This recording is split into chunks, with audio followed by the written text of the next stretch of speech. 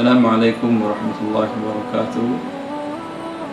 Kaum muslimin, kaum muslimat, para muhsinin dan muhsinat, dari baik berasal dari Minang atau dari manapun berada, alhamdulillah kami Dai Minang Rantau membuat program wakaf mushaf Al-Quran terjemahan yang berencana untuk sampai 1 juta eksemplar yang akan dibagi-bagikan kepada kaum muslimin dan kaum muslimat dan para penuntut ilmu dan para pondok-pondok pesantren di Sumatera Barat, di daerah Minang, Kabau yang membutuhkannya, demi untuk kebaikan kita di dunia dan di akhirat bagi ilmu wakaf.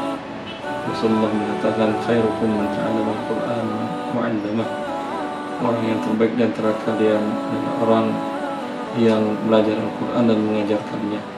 Dan tentunya termasuk juga orang yang mensupport, mendukung adanya mushaf Al-Quran untuk menjadi wasilah sarana dalam menuju kebaikan dunia akhirat ini.